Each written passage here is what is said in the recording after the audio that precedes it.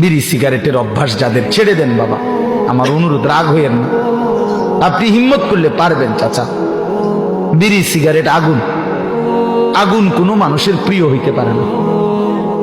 2 number, না ঠিক কইও না, রাখো।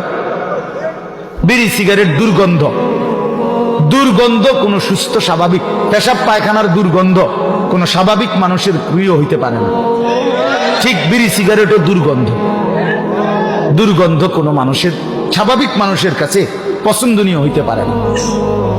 এটা আপনার অসুস্থতা, আপনার এটা অসুস্থতা, আপনার মানসিক বিকৃতি এটা। নাহলে আপনি দুর্গন্ধকে নিয়ে প্রতিনিয়ত নাকে মুখে ঢুকাইতেছেন, আগুনকে প্রতিনিয়ত নাকে মুখে ঢুকাইতেছেন, এটা তো অগ্নি পূজকের চিহ্ন হইতে পারে, ইমানদারের চিহ্ন হইতে পারে।